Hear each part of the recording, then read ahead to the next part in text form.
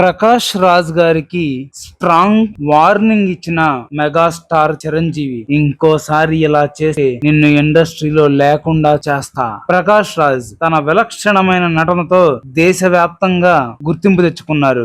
ఏ పాత్ర ధరిస్తే ఆ పాత్రలో ఒదిగిపోవడం ఆయన ప్రత్యేకత. ఆయన నటన గురించి మాత్రం ప్రత్యేకంగా చెప్పుకునేది ఏమీ లేదు. ఆయన చాలా గొప్ప నటుడు. ఎన్నో జాతీయ ఉత్తమ నటుడు అవార్డులను కూడా గెలుచుకున్నారు. ఆయన తమిళ, తెలుగు, కన్నడ, మలయాళ మరియు హిందీ భాషల్లో ఎక్కువగా నటించారు. అయితే ప్రకాష్ రాజ్ గారు ఎంత మంచి నటుడో అంత అహంకారి కూడా. ఎవ్వరిని లెక్క చేయడని తెలుగు ఇండస్ట్రీలో వాళ్ళు చెప్పుకుంటూ ఉంటారు. ఈయన లెక్కలేని తనాన్ని భరించలేక తెలుగు సినిమా ఇండస్ట్రీ ఆయన్ని తెలుగు సినిమాల్లో నటించకుండా బ్యాన్ కూడా చేసింది. తర్వాత మళ్ళీ తప్పక బ్యాన్ ఎత్తేసింది. ఒకసారి శ్రీను వైట్ల గారితో కూడా గొడవ పడి ఆ సినిమా నుంచి బయటకు వచ్చేసాడు. దీనికి సంబంధించి ప్రకాష్ రాజ్ గారు, శ్రీను వైట్ల గారు బహిరంగంగానే ప్రెస్ ముందు ఒకరినొకరు తిట్టుకున్నారు. ప్రకాష్ రాజ్ గారికి అలా చాలా మంది డైరెక్టర్స్ తో గొడవలు జరగడం, మళ్ళీ సర్దుకోవడం చాలా మామూలు విషయం. అయితే ఆయన సినిమాల్లోనే కాకుండా బయట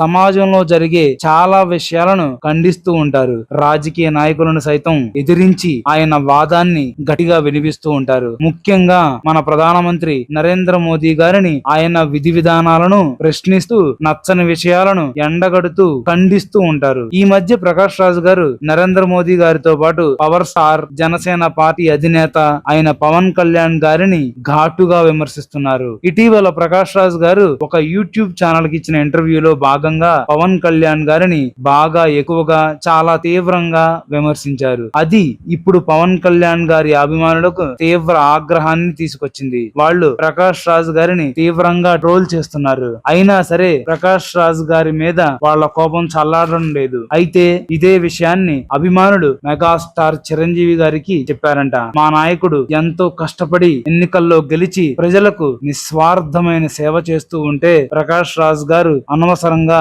పవన్ కళ్యాణ్ గారిని విమర్శిస్తున్నారని చిరంజీవి గారికి చెప్పి మీరే ఏదో ఒకటి చేసి ఆయన్ని కంట్రోల్లో పెట్టాలని చెప్పారంట. అది విన్న చిరంజీవి గారు కూడా ఆయన్ని మనం ఎంతో గౌరవిస్తాం, అలాగే మా అధ్యక్షుడిగా చేయడానికి కూడా సపోర్ట్ చేశాం, అయినా ఇంత ఇదిగా విమర్శించాల్సిన అవసరం ఏమొచ్చింది అని వెంటనే ప్రకాష్ రాజ్ గారికి ఫోన్ చేసి ఇంకోసారి ఇలా అవాకులు చవాకులు పేలితే ఊరుకోనని గట్టిగా వార్నింగ్ ఇచ్చినట్టు తెలుస్తోంది. దీంతో ప్రకాష్ రాజ్ గారు కూడా ఇంకెప్పుడు ఇలా చెయ్యనని దురుసుగా మాట్లాడనని చెప్పారంట. అయినా ప్రకాష్ రాజ్ గారు ఆ పవన్ కళ్యాణ్ గారితో మీకెందుకండి, ఆయన ఏం చేస్తాడో ఆయనకే తెలియదు, ఏదో అనుకోకుండా అవకాశం వచ్చింది, కొన్ని రోజులు సర్రా తీర్చుకోనివ్వండి, మీకెందుకు మధ్యలో జస్ట్ ఆస్కింగ్. అసలు పవన్ కళ్యాణ్ గారి గురించి ప్రకాష్ రాజ్ గారు ఇలా మాట్లాడడం అనేది మామూలుగా విమర్శించడం అనేది కామనే. కాకపోతే ప్రకాష్ రాజ్ గారు ఎందుకో బాగా పర్సనల్ గా తీసేసుకుని అసలు ఆయనకి బీజేపీ అంటే పడదు కదా, ఆ ఆక్రోశాన్ని మొత్తం పవన్ కళ్యాణ్ గారి మీద చూపిస్తున్నారని చెప్పి ప్రజలైతే అనుకుంటా ఉన్నారు.